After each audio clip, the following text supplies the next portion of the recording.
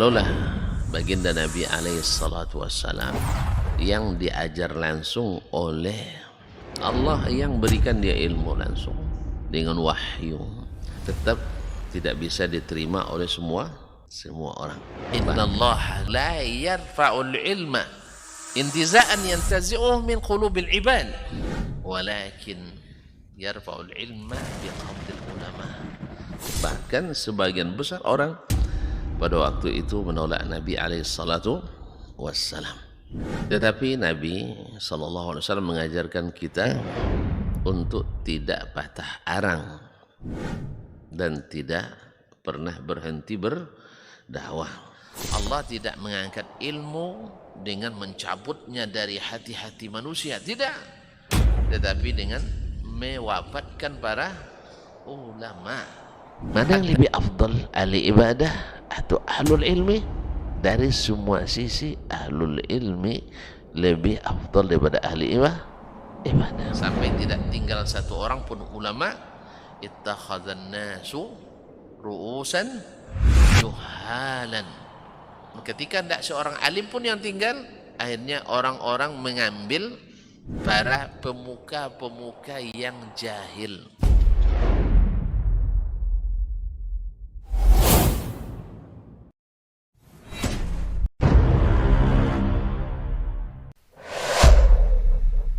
Dunia dan seisinya ini bagi Allah tak sama nilainya dengan sebelah sayap lalat. Barang siapa yang beramal untuk akhiratnya, Allah akan cukupkan baginya urusan dunianya. Sayati zamanun 'alan nasi as-sabiru fihim qalqabit al-jamarah. Akan ada satu masa di akhir zaman yang berpegang teguh dengan agamanya seperti orang yang sedang memegang bara api.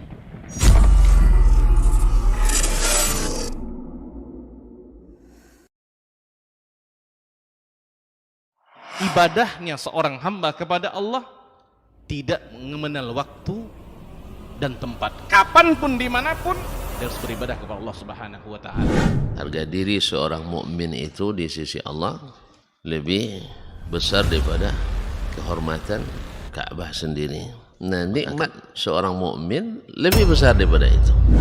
Man amila li akhiratihi kafahullahu amra dunia. Barang siapa yang beramal untuk akhiratnya, Allah akan cukupkan baginya urusan dunianya. Berjuang dengan harta untuk membela agama Allah Subhanahu wa Ta'ala, hendaklah menjadi penopang terhadap dakwah ini, bukan sebaliknya yang menghalangi dakwah ini, tapi jadilah keluarga muslim yang menopang dakwah Islam. Kenikmatan dunia ini lebih remeh dari sekedar sayap seekor nyamuk. Tidak patut bagi seorang yang beriman bersedih ketika tidak mendapatkan kenikmatan dunia. Nabi SAW katakan, la tahkiranna 'anil ma'rufi syai'a walau an talqa akhaka biwajhin taliq. Jangan kamu pandang remeh suatu kebaikan walaupun sedikit. Apa sedikitnya? An talqa akhaka biwajhin taliq, muka senyum kepada saudaramu.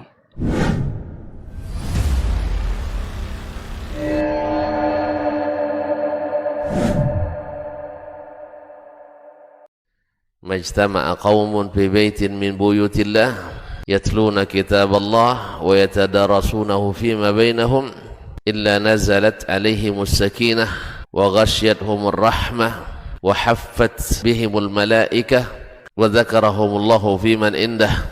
Tidaklah suatu kaum duduk di salah satu rumah Allah membaca ayat-ayat Allah dan sama-sama mempelajarinya kecuali turun kepada mereka as-sakinah. Thumma as-salatu was-salamu ala abdihi alladhi istafa wa ala alihi wa ashabihi wa man bi athari iqtafa. Ashhadu an la ilaha illallah wahdahu la syarika lah jalla wa ala wa ashhadu anna Muhammadan abduhu wa rasuluhul mujtaba. Ya ayyuhalladzina amanu taqullaha haqqa taqwa فإن أجسادنا على النار لا تقوى فتمسكوا من الإسلام بالعروة الوثقى وتزودوا فإن خير الزاد التقوى يا أيها الذين آمنوا اتقوا الله حق تقاته ولا تموتن إلا وأنتم مسلمون. Bapak dan ibu-ibu, saudara-saudari, kaum muslimin dan muslimat, al-hadirin wal hadirat, wal musyahidin wal musyahidat, wal mustami'in wal mustami'at yang dirahmati Allah Subhanahu wa taala. Syukur alhamdulillah pagi ini kembali Allah izinkan kita untuk menikmati sisa-sisa umur dan hidup kita ini.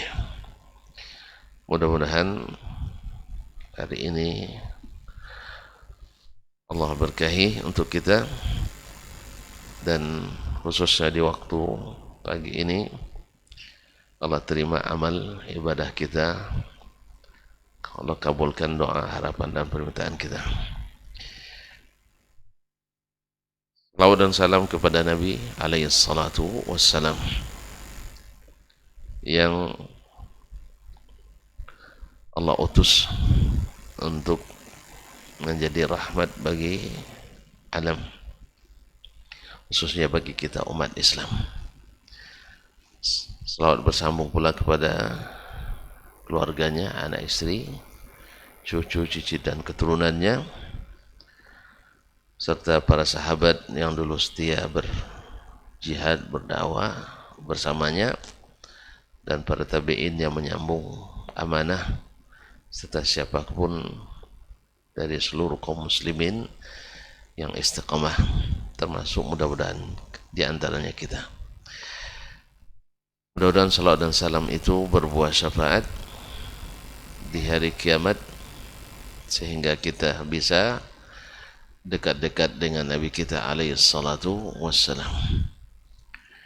Kaum muslimin, kaum muslimat yang dirahmati Allah, yang hadir pada subuh ini di Masjid At-Taqwa Indosakinah wal Mawaddah, ataupun yang menyaksikan melalui media dimanapun berada.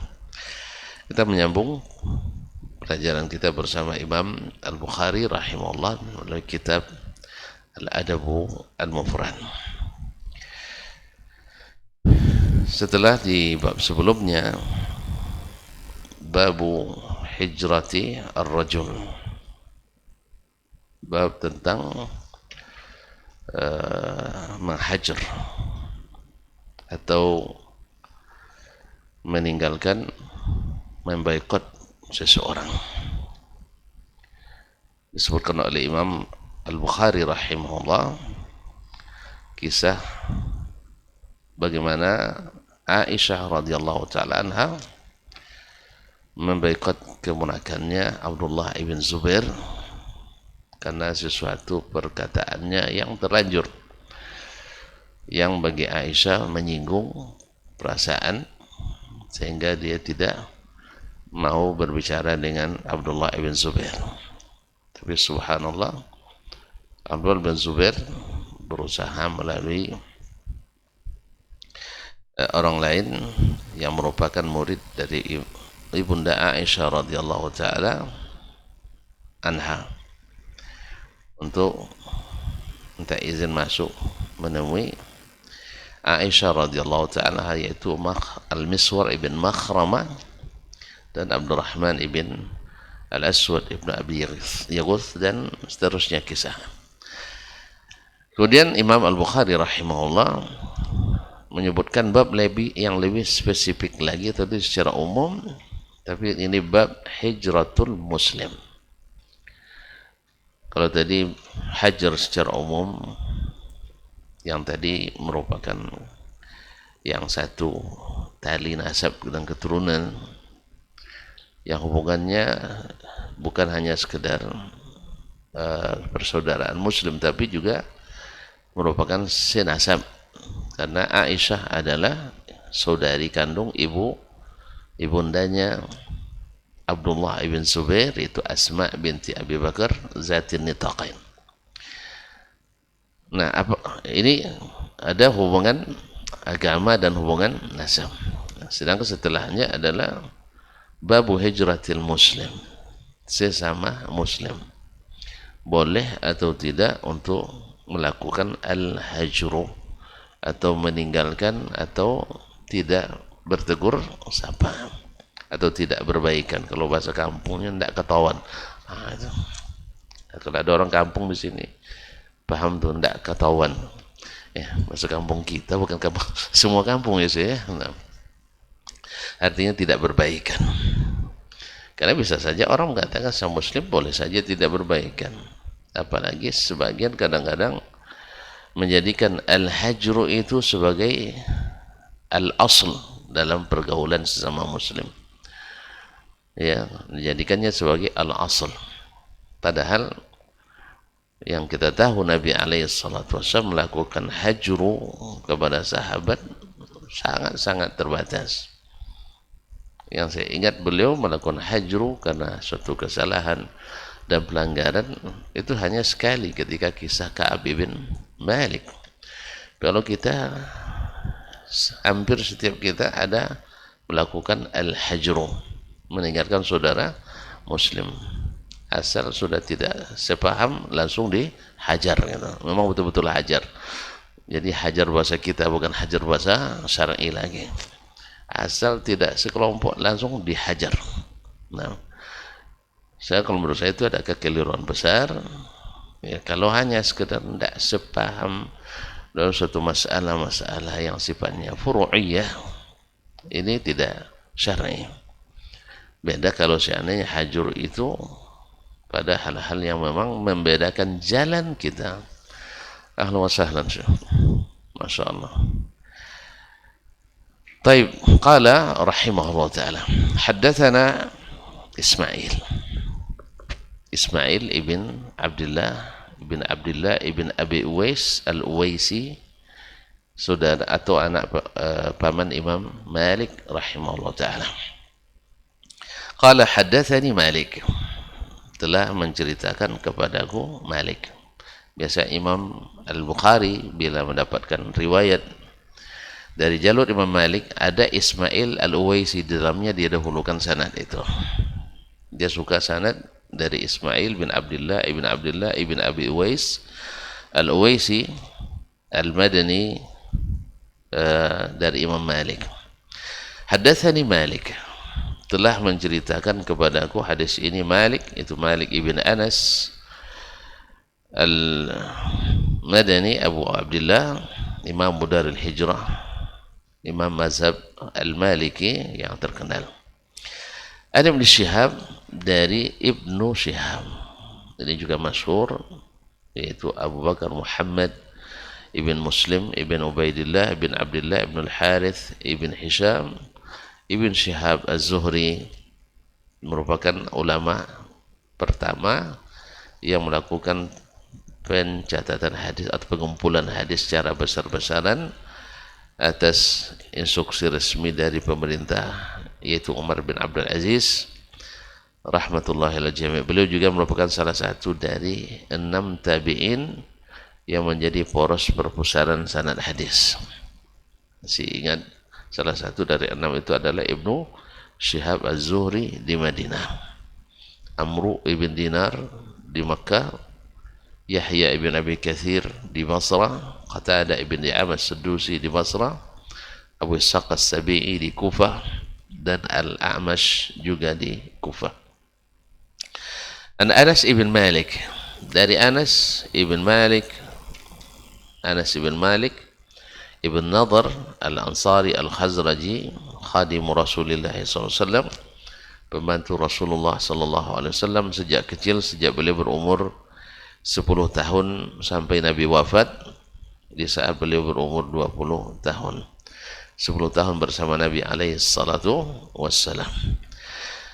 Kaum muslimin, kaum muslimat dirahmati Allah, anna Rasulullah sallallahu alaihi wasallam, bahwa Rasulullah sallallahu alaihi wasallam qala, bersabda, la tabaghadu wa la tahasadu wa la tadabaru wa kunu ibadallahi ikhwana.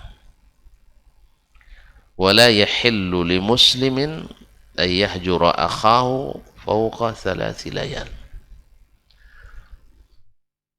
La tabaghadu, jangan saling membenci. Wala tahasadu, jangan saling hasad, mendengki. Wala tadabaru, jangan saling membelakangi. Wa kunu ibadallahi ikhwana, jadikanlah kalian hamba-hamba Allah yang bersaudara. Wala yahillu li muslimin an yahjura akhahu fawqa 3 layal. Tidak halal bagi seorang muslim meninggalkan saudaranya atau memboikot saudaranya fawqa 3 layal, lebih dari tiga malam, lebih dari 3 malam. Ma'asyarul kiram dirahmati Allah. Hadis ini sesuai dengan bab hijratul muslim, bab larangan memboikot seorang muslim. Jadi hukum asalnya kita itu adalah as-sabru wa tahammul, itu bersabar dan menahan diri dari satu, jangan membenci. Maka dilarang oleh Nabi SAW karena awal dari sebuah tindakan meninggalkan itu adalah kebencian. Muslim tidak dibenarkan membenci muslim yang lain. Oh, tapi kan banyak kekurangannya, banyak kesalahannya. Ma'asyarul kiram dirahmati Allah. Memang manusia diciptakan penuh dengan kekurangan. Kalau seperti kata seorang penyair, siapa yang mencari teman tanpa ada kekurangan, tak akan pernah dia memiliki teman. Tak akan mungkin. Di si fulan memang ramah, murah bergaul, tetapi tidak tahan pula lokeknya. Tahu lokek? Apa itu lokek? Pelitnya luar biasa. Si fulan pemurah pula, tapi luar biasa pula sensitifnya. Asal salah cakap tersinggung pula, 10 hari tidak bersamaan. Dan seterusnya, ada kelebihan. Si fulan pemarah, asal sikit salah itu ngomel-ngomel, tapi cepat pula luruh hatinya minta maaf. Apa sikit marah tapi minta maaf terus. Ada juga dia pemarah tapi cepat minta maaf. Yang parahnya saudara pemarah tidak mau pula minta maaf, hati yang payah. Sudah pemarah tapi tidak pernah minta maaf. Pokoknya atas 1 kali salah anda. Nah, ini sifat-sifat membuat kita membenci. Kalau antum membenci dari saya sifat kedekut, saya membenci antum sifat tak sabaran. Nah, kalau demikian nanti tidak ada muslim yang mungkin saling mencintai. Padahal saling mencintai itu syarat untuk beriman kita. Syarat beriman kita, dan beriman itu syarat masuk surga. Makanya tak masuk surga orang yang tidak beriman, dan tak kuat imannya orang yang tidak sabaran, yang tidak saling mencintai sesama muslim. Sebab kalau sudah saling membenci, salam saja yang tak bermodal, padahal kalau dijawab kan beruntung saja. Kan beruntung bang ya, dijawab salam beruntung kan, memulai salam lebih beruntung lagi, sunat. Tapi kalau sudah benci, apa nak jawab salam? Nah, benci saya nengok aja, benci nengok aja benci. Jadi akhirnya kaum muslim banyak sekali kebaikan yang akan kita ini kan, akan kita lewatkan. Makanya Nabi pesan, wala la tabaqadu. Jangan kalian saling membenci. Dan ini lebih kepada personalnya.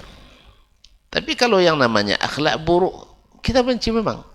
Saya memang punya kekurangan saya misalnya. Tadilah mungkin kedekun. Itu akhlak itu kita benci. Tapi kalau sudah dibenci pribadinya langsung, ada kelebihan-kelebihan yang dia miliki, kita akan apa namanya, tidak akan kita perhatikan. Nah, ini awal daripada al-hajru, adalah kebencian. Ya, seorang penuntut ilmu benci kepada seorang guru atau syekh. Mau dia menuntut ilmu lagi? Hah? Nah, dia hadir di majelis syekh, benci saya. Kenapa? Dia begini. Dan ini ada kaum muslimin dan muslimat. Sampai ada yang mengatakan, ya, menyesal saya bertemu dengannya. Andainya saya tidak bertemu dulu, saya ambil aja ilmunya. Ini kadang seperti kata penyair, wa antasma'a bil mu'aidi khair min antara. Kalau dengar ceritanya mentereng, tapi pas ketemu, a'udzubillah. Sampai banyak di antara sebagian masyayikh kita, kadang-kadang lebih baik dia tidak menjabat suatu jabatan apapun. Sebab ketika menjabat, hilang ilmunya. Tidak ada urusan yang mudah dengannya. Semua sulit. Ada seorang kawan dari satu negara bagian, urusan dengan gurunya sendiri yang merupakan pejabat. Mohon maaf. Dan takhasusnya takhasus sunnah. Nah, jadi orang tahu hadis ini ada belum mufrad, mungkin bukan dibaca aja, sudah habis semua hafal sama dia. Ya. Tapi ketika berurusan yang sederhana saja, ya kalau saya melihat sangat sederhana, aturan membolehkan. Tapi pas di beliau tidak ada yang mudah, sulit semua. Semua sulit. Itulah memang sifatnya gitu. Kalau hendak nih orang antri, tidak senang dia kayaknya. Kalau hendak melihat orang lepas dari berurusan dengannya jengkel, dia tidak suka nampaknya. Allahu a'lam.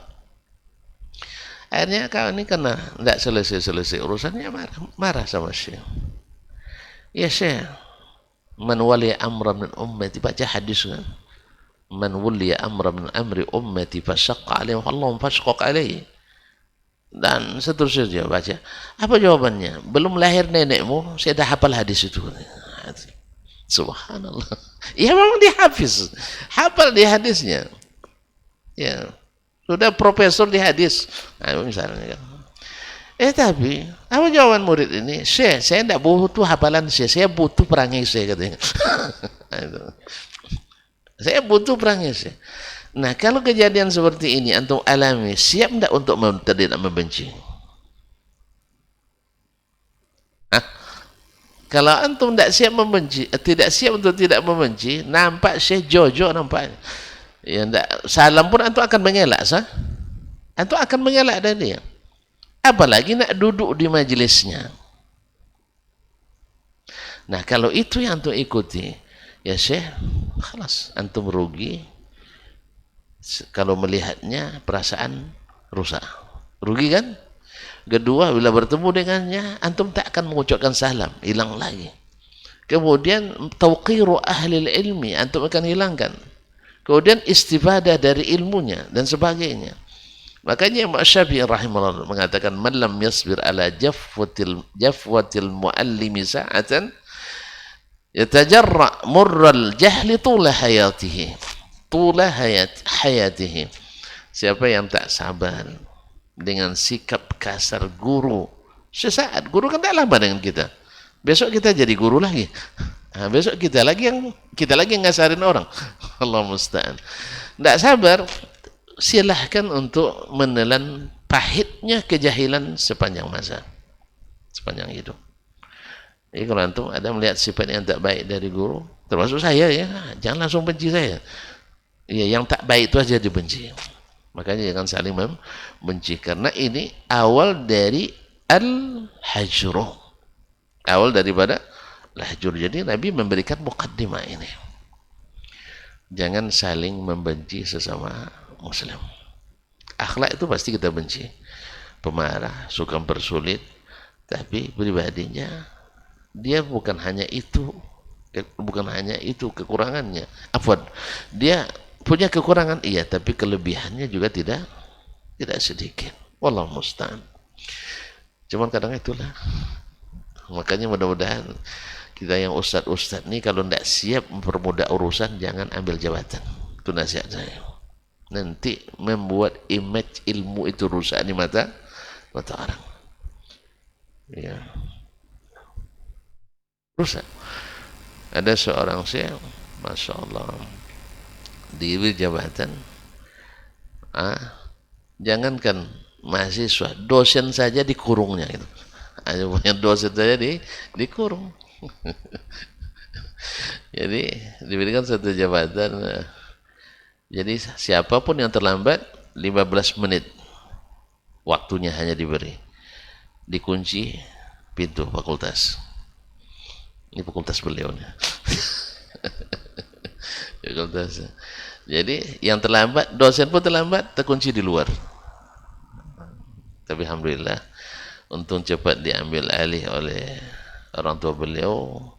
Beliau ini melakukannya atas nama din, atas nama agama. Sebab kan amanah. Memang kita kan dosen sebenarnya tidak boleh terlambat, Ustaz ya. Memang tuh amanah wajib kita. Ini kan tidak boleh terlambat. Kalau terlambat berarti kan kurang kita menunaikan amanah. Berdasarkan itulah beliau ingin seluruhnya tertib. Termasuk dekannya kadang terlambat dikurung juga. Tapi kan ini mohon maaf ya, tidak semua orang siap untuk itu. Akhirnya kadang kan dikunci lama, boleh cari kuncinya dulu kalau nak pas. Jadi ada nanti presiden tidak baik. Oleh sebab itu maka diminta oleh orang tuanya supaya di apa istilahnya, bukan dipecat, apa namanya, dibebas tugaskan dan diganti. Sebab apa? Sebab kalau dia teruskan nanti terjadi persinggungan yang tidak sehat antara sesama masyayikh, sesama dosen, kemudian sesama dengan mahasiswa, karyawan. Padahal beliau membawa ilmu yang sangat banyak, kemudian bawa adab yang harus sangat tinggi. Cuma itu aja. Artinya dari sekian banyak kebaikan-kebaikannya, itu saja masalahnya. Sebenarnya dia tepat di posisi yang tepat, menjaga amanah. Betul ya sebenarnya. Cuman di penerapannya tadi. Jadi, iyalah, orang terkejut, orang tak biasa kayak gitu, tiba-tiba dikunci. Oleh sebab itu kaum muslimin sekalian rahmati Allah. Nah, apakah karena ini kita langsung membenci? Kalau kita benci, kita rugi. Karena sebenarnya memang kesalahan kita. Kenapa terlambat? Sah? Awak memang tidak suka disalahkan saya. Ya, dah salah pun tidak suka disalah. Kalau bisa jangan dihukum lah gitu. Nah, Allah musta'an. Apalagi antum enak enggak? Ya di depan mahasiswa nanti dikunci, tidak bisa masuk. Gimana perasaan Bang Roni kalau antum dosen tiba-tiba pintu fakultas dikunci oleh pejabat? Awak terlambat bersama mahasiswa di situ. Tentu lama-lama kerusaklah reputasi dosen. Apalagi setiap hari pula dapat jatah kena kunci. Kan tidak pas. Jelas? Boleh mungkin diterapkan untuk mahasiswa, tapi disiapkan pintu khusus untuk dosen. Siapa itu khusus untuk dosen? Supaya nanti dosen lewat jadi situ. Kalau enggak, nanti sama-sama ngantri di situ dosen sama mahasiswa. Akhirnya nanti kalau bahasa pendidikan yang sering undang-undang Dayat, ada ilmu atau adab yang tidak diajarkan tapi tertanam kepada siswa. Jangankan kita, dosen aja tidak tertib. Nah, gimana? Jadi yang begini-begini dia harus dihindari.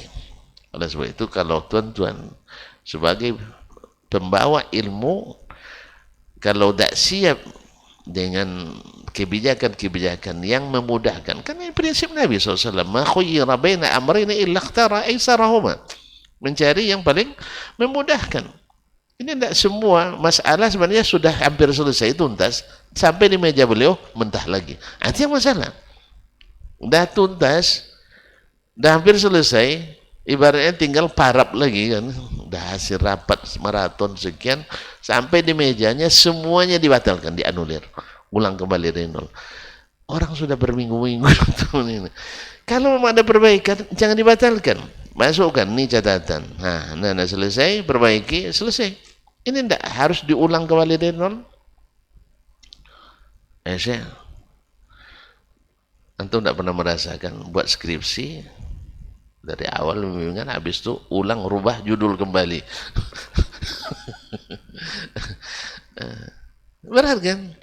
Tidak mungkin. Jadi ini awal daripada awal daripada hajr itu adalah akibat saling membenci.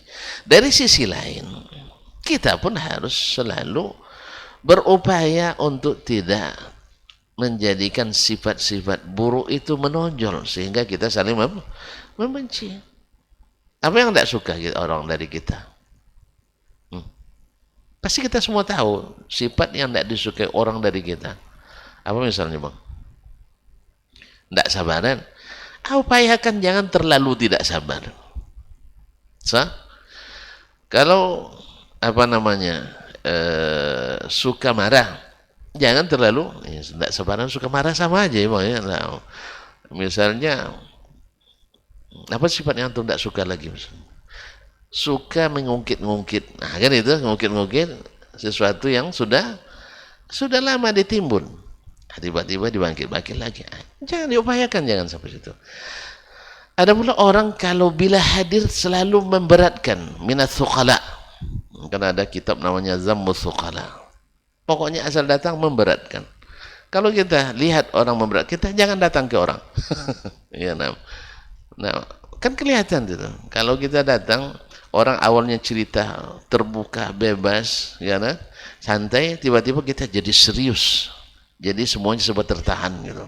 Ketawa pun tertahan. Senyum pun tak boleh. Salah senyum pun nanti jadi catatan. Allah musta'an. Baik kaum muslimin. Kemudian wala tahasadu. Wala tahasadu. Kalau tadi saling membenci karena sifat, ada sifat-sifat buruk pada kita atau yang tidak disukai. Sekarang wala tahasadu, jangan saling hasad. Hasad ini pada umumnya lahir dari kelebihan orang dari kita. Dan memang seperti kata Syekhul Islam Ibnu Taimiyah rahimahullah ta'ala, beliau mengatakan ma min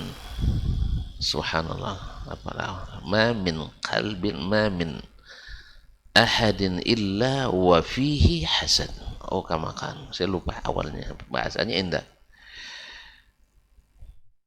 Baik, ada kuliah. Fa'amma, awalnya saya lupa redaksi beliau. Ada yang ingat, tolong diingatkan. Ma min ahadin illa wa fihi hasad. Ma min ahadin illa wa fihi hasad. Fa'ammal karimu fayukhfihi wa ammal laimu fayubdihi. Setiap orang punya bibit hasad. Kau tidak percaya, Bang? Nanti saya beli mobil baru, tiba-tiba nampak berdesir enggak? Berdesir. Mana pula Ustaz Dasman beli mobil baru? Utang belum selesai, dah mobil mulai itu sah, itu baru mobil, Bang. Apalagi kalau abang dengar Ustaz Dasman beristri baru. Ada berdesir, berdebar jantung kita. Sah? Ada enggak antum merasakan? Hah? Berarti apa yang kau rasakan, kurasakan juga. Nah, betul. Ini misalnya Syekh Dayat misalnya, junior saya di sisi umur, tapi kalau sejabatan senior saya. Nah, beliau anak-anaknya tentu lebih muda-muda dari anak saya. Tiba-tiba dengar dia bermenantu lebih dulu dari saya. Nah, subhanallah, ada nggak terasa? Masa laku pula anak dia daripada anak saya? Misal, itu syaitan. Ada. Bibit-bibit hasad itu ada. Nah, jelas ya? Ada. Atau saya dengar Ustaz Rahman Divi misalnya, orang Payakumbuh. Hadir kajiannya ramai orang di sini. Pas saya kajian sedikit orang yang hadir. Ada terasa. Ada. Semua tuh. Ya saya, anak kita ini berprestasi. Padahal ayah tukang rujaknya. Kan itu kan awak dokter misal. Ada. Betul kan? Nah. Dan seterusnya. Tapi kata Syekhul Islam, itu bisa diterapi dengan apa? Ammal karimu fayukhfihi. Orang yang mulia akhlaknya, yang tinggi grade-nya, dia akan sembunyikan itu. Tidak terlihat dalam sikap. Akhirnya hilang sendiri. Kalau bahasa kampung kita, biarlah pecah di perut, jangan pecah di mulut. Paham Ustaz? Pecah di perut. Kalau pecah di perut, biasanya dibuangnya di dalam. Tapi kalau udah pecah di mulut, buangnya sebarangan. Kadang dalam masjid tak tertahan, tumbah nih. Saya kira paham ya. Ada orang yang mengeluarkan, kalau sakit perut, lalu dia naik keluaran isinya di dalam masjid. Hah? Pasti kejaran dia ke situ. Akamrakullah.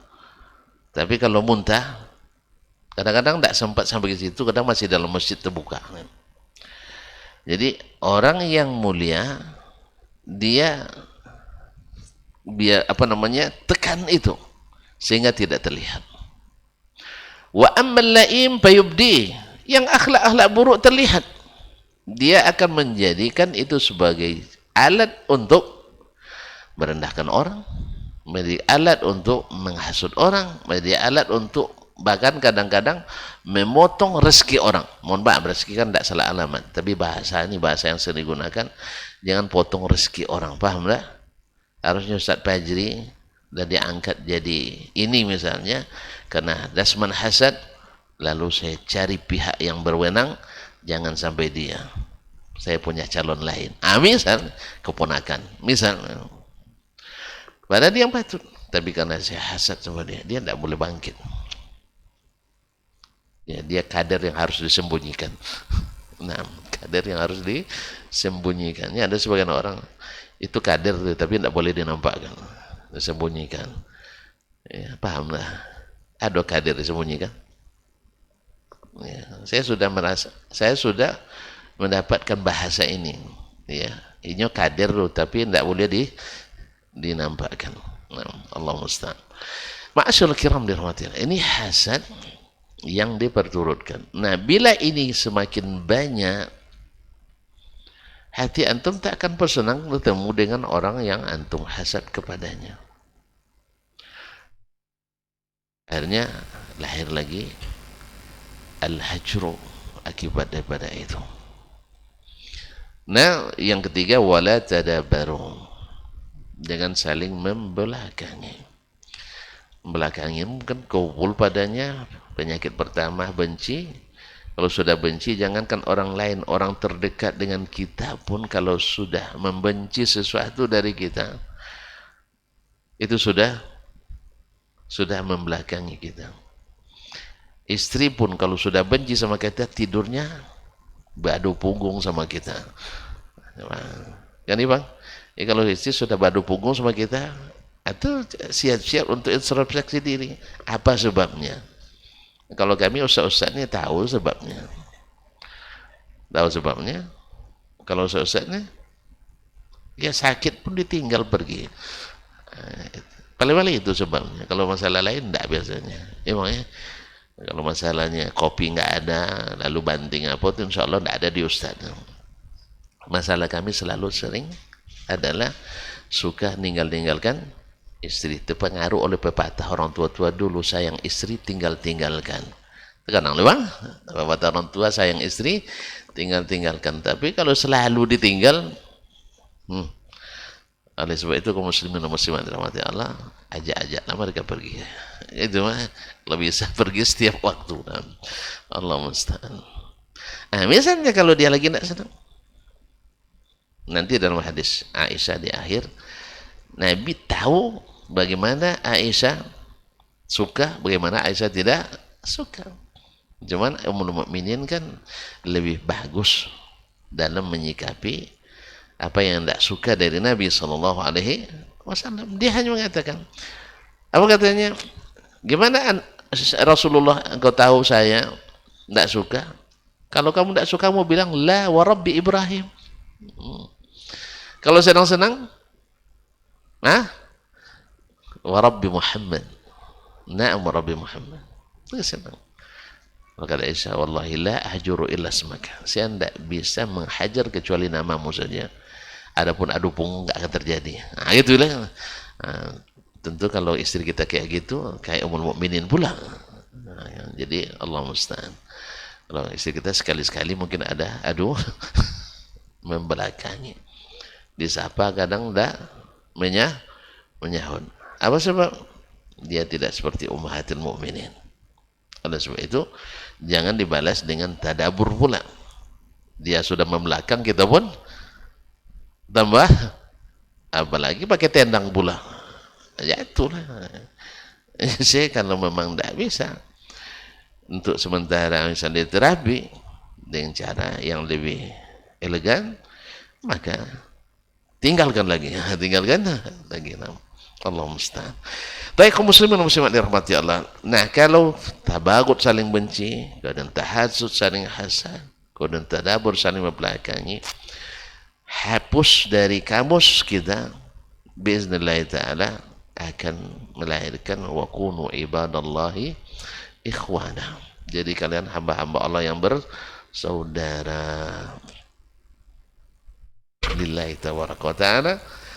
Nah, karena salah satu sifat ahlil jannah itu adalah ikhwanan ala sururin mutaqabilin.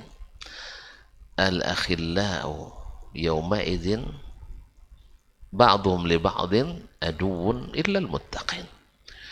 Orang yang bersahabat di dunia hari itu saling memusuhi kecuali orang-orang yang bertakwa.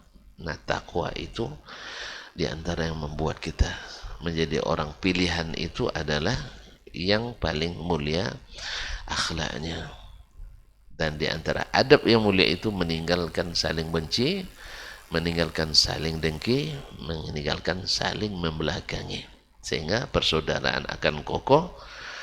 Dan Nabi tekankan di akhir, dan hadis ini disebutkan oleh Imam Bukhari dalam bab ini adalah untuk menekankan tidak boleh ada hajru lebih dari 3 hari. Kadang-kadang dilakukan terapi atau shock terapi, namanya terapi psikologis. Seseorang itu tidak disapa, tidak diinikan untuk memberikan teguran. Tidak, tapi tidak boleh lebih dari 3 hari.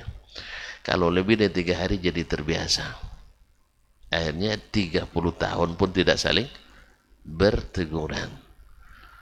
Ada seorang ustadz mengadu ke saya sudah 20 tahun tidak teguran sama ustadz itu. Subhanallah, 30 tahun. Banyak sekali pahala yang didapat gara-gara 30 tahun tidak berteguran itu. Subhanallah. Masalahnya sebenarnya tidak besar. Tetapi karena hati yang tidak besar, akhirnya masalah jadi besar. Kalau hati kecil, melimpah, dia masuk masalah itu melimpah, pecah. Makanya hati yang harus dilapangkan, harus luas hati itu. Saya katakan, mau ndak Buya? Ini Buya ini masalahnya, Buya sama Buya. Bukan orang-orang kecil, bukan ustaz-ustaz MDA, tidak. Ya, orang yang sudah kalau dalam apa namanya, dalam status keilmuan akademis dipuja. Ada yang di atas profesor lagi, Bang? Nggak ada lagi. Ya, nggak ada lagi. Kalau untuk ulama ada yang lebih tinggi dari ketua majelis ulama? Nggak ada. Mereka sudah mencapai sampai peringkat itu. Nah, lalu saya bilang, mau nggak saya damaikan? Gitu aja. Mau nggak saya damaikan? Oh, siap sekali ya, Ustaz. Nah, kalau gitu, ya ikut apa kata saya. Misalnya saya dengan Ustaz Dayat, biasanya panggil siapa sama Ustaz Dayat misalnya. Ini contoh ya, jangan bukan Ustaz Dayat orangnya, enggak, yang salah paham. No. Biasanya Ustaz manggil beliau pakai panggilan apa? Kalau bahasa kampung gitu, kita di sini bawaan aja. Padahal beliau lebih tua 2 tahun. Nah, ini kawan main kelereng dulu Ustaznya. Kawan main kelereng waktu kecil, jangan-jangan gara-gara kelerengnya dulu Ustaz. Jadi kalau kelereng tidak dibayar kelerengnya kan, Allah Ustaz. Tidak terlalu masalahnya, masalah sederhana. Buktinya dengan cara sederhana bisa menormalisasi kembali hubungan. Lalu saya katakan, subhanallah, ikut kata saya. Apa itu? Tolong panggil dia dengan panggilan yang meninggikan dia. Terserah. Nak panggil Ocu, kalau orang Ocu. Nak panggil Udah, orang Minang. Nak panggil Mas, Akang, dan sebagainya, terserah. Akhirnya, betul, siap. Saya telepon. Kebetulan pula yang satunya mau berangkat haji. Orang naik haji kan nak bersih-bersih kan, itu pula ada untungnya gitu. Orang kita ini, orang nak naik haji mesti nak bersih-bersih. Kemudian saya dalam kondisi dirawat inap. Nah, tentu kan permintaan saya tentu akan diperhatikan. Jangan-jangan besok dia wafat kan. Nah, ini memohon. Assalamualaikum Bu ya. Assalamualaikum. Apa kabar? Setelah basa-basi, ini Syekh Fulan sudah selama ingin bertemu dengan Syekh. Bisa bicara? Silakan. Langsung panggil. Apa kabar Bu ya? Ojo. Alhamdulillah. Dengan izin Allah SWT. Ternyata hati itu sebenarnya mudah. Dengan catatan, antum mau sedikit berkorban. Sedikit aja. Mau memberikan panggilan yang menyenangkan orang. Masa manggil Buya aja antum tidak siap. Memang dia Buya kok. Masa manggil Ocu saja itu tidak siap. Memang dia Ocu lebih tua dari kita. Jelas ya? Jadi kadang-kadang orang bakhil, ada di bab itu pun bakhil. Misalnya, ini Ustadz Fajri misalnya. Beliau adalah seorang yang bersanad. Tidak mau dia nonjolkan. Apa sebab? Sebab ketika dia sebut bersanad, dasman tidak bersanad. Kan tempe gelombang tuh. Takut tempe gelombang. Gara-gara beliau punya sanad, saya tidak punya sanad. Zalika fadlullah itu mayasya. Antum sendiri kenapa sia-siakan dulu? Antum berada di tempat yang banyak sanad. Akhirnya tidak mau menyebutkan bahwa beliau punya sanad. Apa sebab? Ini tidak pernah ke Madinah, punya sanad. Awak lama di Madinah tidak punya sanad. Ada orang bakhil dengan itu. Padahal kan kita tidak memberi sesuatu yang tidak ada padanya, sesuatu yang ada padanya. Kenapa tuh nak mau berikan? Saya sudah menemui banyak model-model seperti ini. Ada? Kalian tuan-tuan temukan? Rupanya apa yang kau rasakan juga. Nah, ada memang orang yang bakhil, tidak mau memberi. Walaupun kita tak suka, Nabi melarang kita suka dipuji, apalagi dipuji dengan sesuatu yang tidak dilakukan.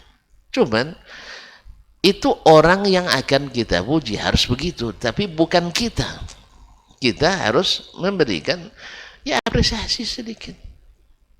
Bukankah Allah juga memanggil Nabi kita dengan ya ayyuhan Nabi? Ditinggikan ya dari memanggil nabi-nabi yang lain karena apresiasi tadi. Ma'asyiral kiram dirahmati Allah SWT. Oleh itu maka sifat-sifat. Jangan saling membelakangi, saling mendengki, saling membenci, membuat kita akan menjadi hamba-hamba Allah, dan tidak boleh meninggalkan lebih 3 hari. Kalau udah lebih 3 hari tidak ada pengaruh lagi tuh. Apalagi kalau menghajar orang yang tidak tahu kenapa dia dihajar. Kemarin saya Masjid At-Taqwa Indosakinah, tidak ada satupun orang yang jawab salam saya, entah kenapa. Pada baru sekali dia masuk sini, langsung salamnya tidak dijawab. Ya Syekh, Nabi katakan salim ala man arafta wa man lam ta'rif. Lalu Syekh bilang jangan salam kecuali yang jenggotnya panjang. Orang tidak tahu jenggot itu sunnah, orang tidak tahu kebanyakan. Sebanyakan tidak tahu. Dan kebanyakan yang tahu tidak mau tahu. Paham tak? Ya. Kebanyakan yang tahu pun jenggot itu katanya, kalau kata hadis Abdullah bin Umar, dipotong fokal qabdah, yang di atas genggaman. Jadi genggaman jadi potong di sini. Habislah jenggot. Kan pokok kan di atas katanya. Nah, tidak boleh takwil.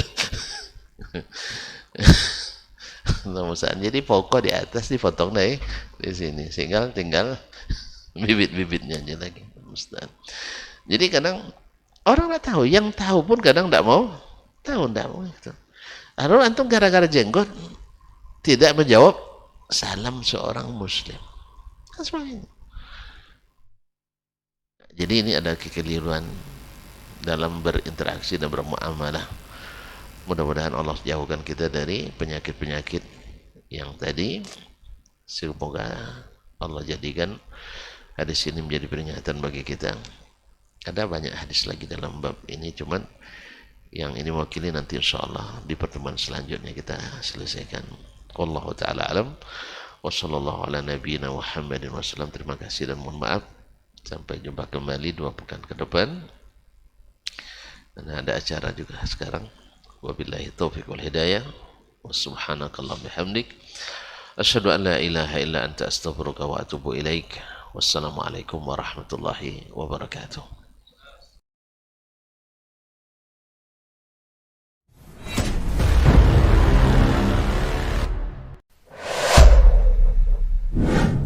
Kalaulah baginda Nabi alaihi salatu wassalam yang diajar langsung oleh Allah, yang berikan dia ilmu langsung dengan wahyu, tetap tidak bisa diterima oleh semua orang.